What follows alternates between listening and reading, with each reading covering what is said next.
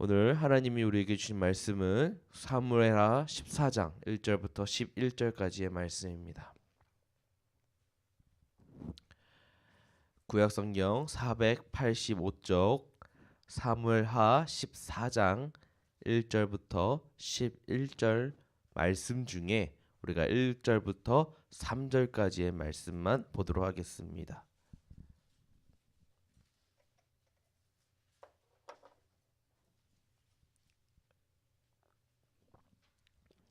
우리 사무엘하 14장 우리 1절부터 3절까지의 말씀을 서로 교독하도록 하겠습니다.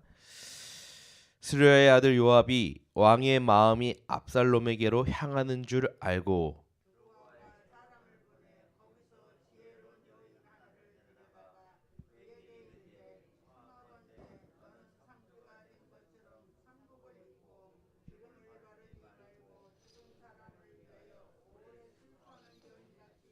함께 읽도록 하겠습니다. 왕께 들어가서 그에게 이러이러하게 말하라고 요압이 그의 입에 할 말을 넣어 주니라. 아멘. 할렐루야. 오늘도 이 새벽에 나오신 우리 성도님들 주의 이름으로 축복하고 환영하고 사랑합니다.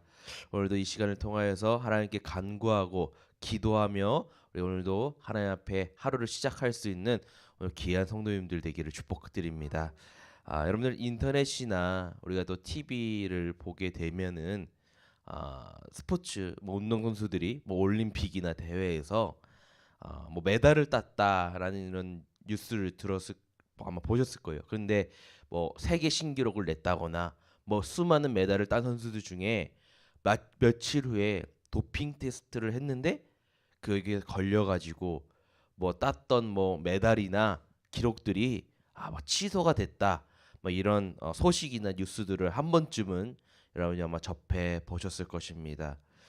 여러분들 운동 선수들이 이런 얘기를 해요. 아무리 본인들이 열심히 운동을 해도 정말 소위 우리가 말하는 천재들, 1% 이런 상위권에 있는 선수들을 아니고서는 본인들이 운동을 하다 보면은 자신의 한계를 경험하게 된다라고 합니다.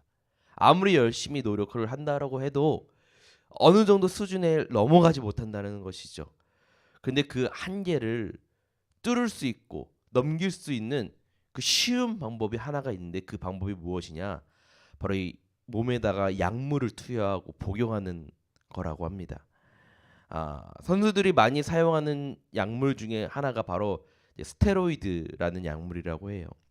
이 약물이 사실은 염증 치료를 위해서 이제 만들어지고 또 좋다라고도 하는데 이 약물 스테로이드 약물의 특징이 하나가 뭐냐면은 바로 이 근육을 키우고 또 이 근육을 더 확장시키는데 너무나 좋은 효과가 있다라고 합니다. 이게 어느 정도 효과라고 하면은 제가 궁금해서 찾아봤는데 이 스테로이드라는 약을 맞게 되면은 주사를 맞게 되면은 운동을 하지도 않고 숨만 쉬어도 근육이 커진다라고 해요. 그러니까 이것을 맞고 운동을 헬스를 하면은 정말 이 헬스 보디빌더처럼 짧은 기간 동안에 몇 년을 운동하는 사람들보다 2, 3개월 만에 더 근육이 커지고 멋있게 자라난다는 것입니다. 어, 그렇게 근육이 몸이 커지고 힘이 세지니까 기록을 갱신하는 데 더 도움이 된다는 것이죠. 이렇게 단기간 동안에 효과를 확실하게 받을 수 있지만 그만큼 어떤 게 따라올까요? 부작용이 따라온다는 것이지요. 그래서 사람들에게 이거 위험한 약물이니까 사용하지 말라고 그렇게 많은 사람들이 권고하고 금지 명령을 내리지만은 많은 사람들이 어떻게 해요? 이 유혹을 벗어나지 못한다는 겁니다. 오늘 본문 말씀을 제가 읽고 준비하면서 묵상 가운데 있는데 우리의 성급한 마음과 우리의 짧은 생각들이 일어난 일들이 바로 이런 스테로이드의 약물과 같다라는 그런 생각이 저는 들었습니다. 우리가 기도하지 않고 우리가 머리에서 바로 나온 생각들은 여러분 효과가 빨리 나오는 것처럼 보이고요. 또 우리가 즉각 내 눈에서 그 반응들을 바로바로 확인할 수가 있습니다. 그러나 여러분들 확실히 아셔야 되는 거는 부작용은 따라온다라는 것이지요. 이 사실을 꼭 기억하시길 바랍니다. 오늘 여러분들 본문을 보면은 이 본문 앞장의 내용이 어떤 내용이냐? 다윗의 아들 압살롬이요, 자신의 형이자 또 다윗의 장남인 암논을 죽이게 됩니다. 그리고 나서 그술이라는 지역으로 도망하여서 그곳에서 3년이라는 곳을 살게 되고, 또 그 시간이 지금 지나간 상황인 거예요. 지금 이 다윗의 왕으로서, 아버지로서 지금 고민이 있는 겁니다. 바로 아들 압살롬을 향한 이 애절한 그리움도 지금 품고 있고요. 또 그는 왕으로서 정의를 실현하고 질서를 바로 잡아야 할 책임도 지금 다윗 안에 있는 겁니다. 근데 이 두 가지의 마음이요, 하나를 빨리 정리하든가 이 두 가지의 마음을 서로 조화를 해야 되는데 다윗의 마음이 지금 그거를 전혀 이루지 못하고 있는 상황이라는 거예요. 그래서 다윗이 중요한 건 지금 이 상황 가운데 기도하지 않고 하나님께 묻지도 않는 그런 상황이라는 겁니다. 근데 그렇게 다윗이 갈등하고 있을 때 다윗에게 한 사람이 접근하게 되는데 그 사람이 누구냐? 바로 요압이라는 거예요. 우리 1절 한번 다 같이 보도록 하겠습니다. 스루야의 아들 요압이 왕의 마음이 압살롬에게 향하는 줄 알고. 여러분, 요압이 누구겠습니까? 바로 다윗과 오랜 시간 동안 함께했던 신하예요. 그래서 그는요, 다윗의 저 심란하고 어려워하고 있는 저 마음의 상태를 알고 있었을까요? 모르고 있었을까요? 알고 있었다는 겁니다. 그래서 이 요압이 신하로서 왕이 저렇게 심란하니까 내가 저 왕의 마음을 좀 달래주고 풀어줘야겠다, 이런 마음을 가진 게 아니고요. 오히려 저 다윗의 마음을 이용해서 어떤 마음을 품냐? 압살롬을 복귀시켜 가지고 내가 출세를 좀 해야겠다, 이런 마음을 품게 됩니다. 그런데 지금 압살롬은 어떠한 상황인 거예요? 신분이 어떤 신분인 거예요? 살인자 신분입니다. 형을 죽인 살인자의 신분이에요. 그러면서 지금 어떤 상황이냐? 자신의 한 일에 대해서 회개하지도 않고 반성하지도 않는 그런 모습입니다. 그런 압살롬을 다시 불러오고 다시 궁으로 데려오는 것은 여러분, 하나님의 뜻에 합당한지 따져보고 물어보고 기도해야 되는 그런 중요한 문제라는 것이죠. 그런데 요압이 어떻게 합니까? 단지 자신의 성공을 위해서, 자신의 출세를 눈이 멀어 가지고 압살롬을 데려오기 위해서 지금 자신이 생각을 해서 꾀를 만들어내는 겁니다. 여러분, 2절 3절 함께 보도록 하겠습니다. 두고아의 사람을 보내 거기서 누구를 데려와요? 지혜로운 여인 하나를 데려다가 그에게 이르되, 청하건대 너는 상주가 된 것처럼 상복을 입고 기름을 바르지 말고 죽은 사람을 위하여 오래 슬퍼하는 여인같이 하고 왕께 들어가서 그에게 이러하게 말하라고 요압이 그의 입에 할 말을 넣어 주니라. 여러분, 요압이 지금 드고아에 사는 한 여인을 데려옵니다. 그리고 그 여인과 함께 지금 뭘 하는 거예요? 영화 한 편, 시나리오 한 편을 지금 짜고 있는 거예요. 이 여인의 지금 배경도 설정해 주고요. 직접 어떤 의상을 입어야 될지 지금 요압이 코디도 해주는 거예요. 그리고 다윗에게 나아갔을 때 어떤 말을 해야 될지에 대해서 지금 대사도 좀 짜주고 있는 상황인 겁니다. 여러분, 이 요압의 이 모든 것들이 지금 다윗을 위한 겁니까? 지금 본인을 위한 겁니까? 본인을 위한 거예요. 왜? 훗날 권력을 거머쥐기 위한 이기적이고 기회주의적인 이런 욕망이 지금 숨어 있다라는 거죠. 보이고 있다라는 겁니다. 그러면 4절부터 7절까지 말씀인데 우리 같이 교독 한번 읽어보도록 하겠습니다. 4절 읽겠습니다. 드고와 여인이 왕께 아랠 때에 얼굴을 땅에 대고 엎드려 이르되, 왕이여 도우소서 하니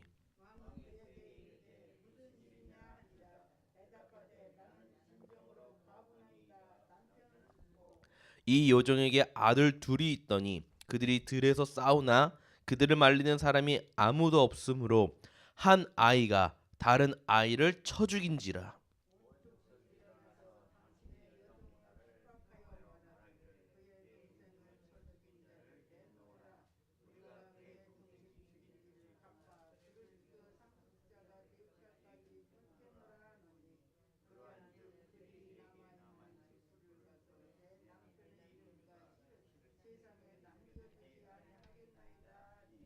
아멘.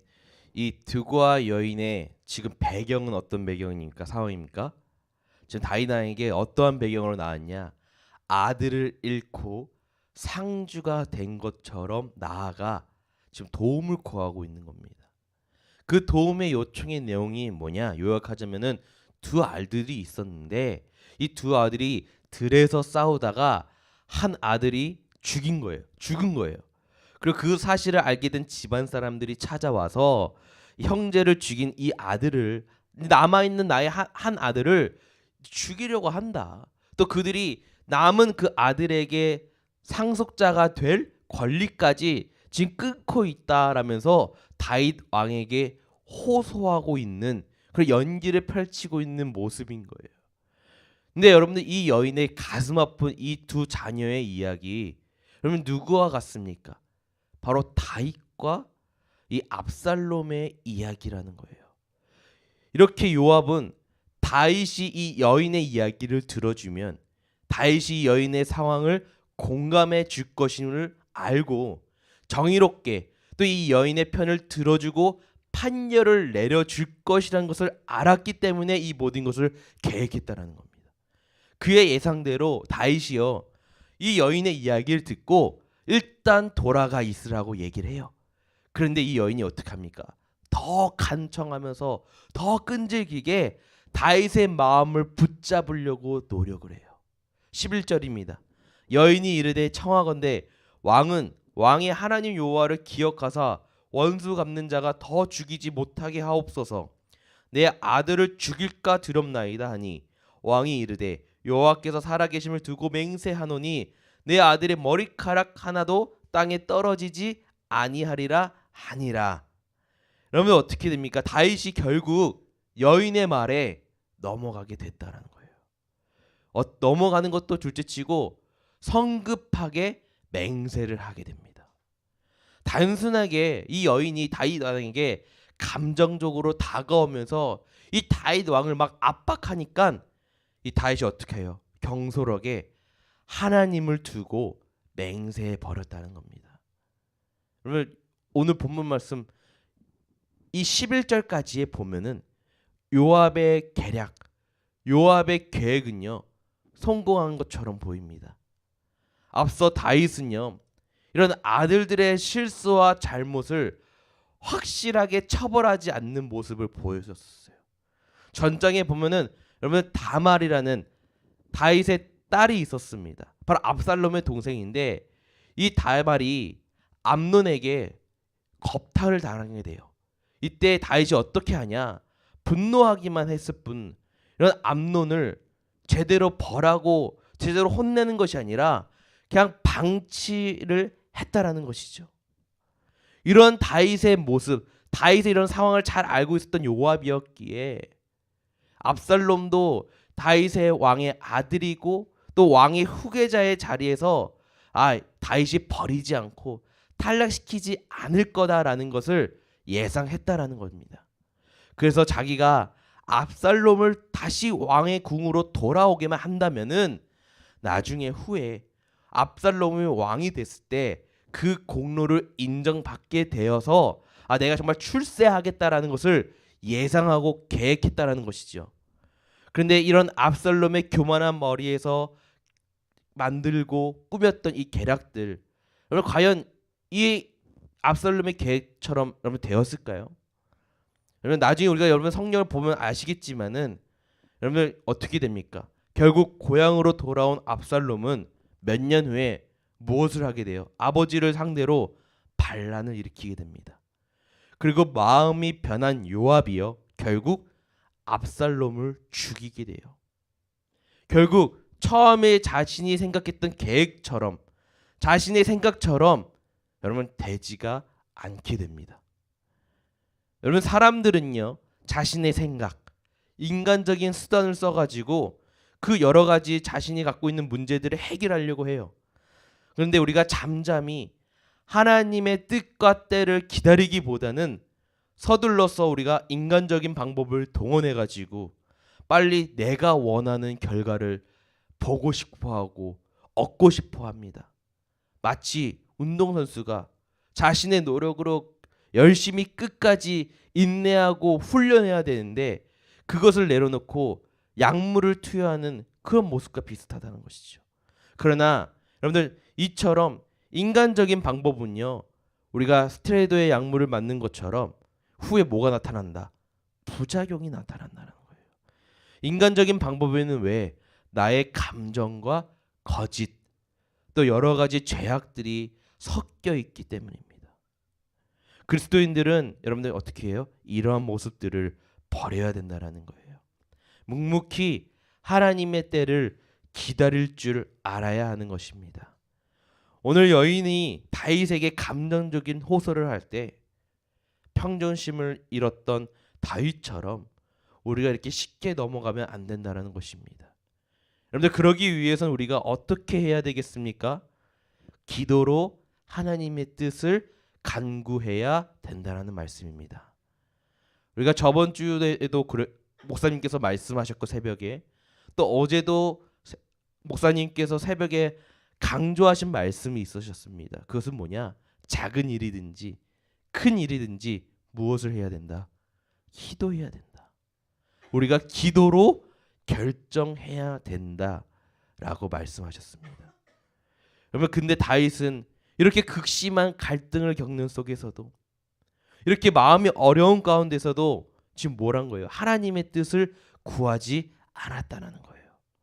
하나님의 말씀과 멀어진 다윗은요 지극히 인간적인 생각으로만 지닌 채로 자신을 이용하려는 이 요압의 이 계략에 쉽게 넘어간 모습을 보이고 맙니다. 사랑하는 우리 계암교회 성도님들, 우리 삶 가운데 이러한 문제들 우리는 분명히 만나게 됩니다.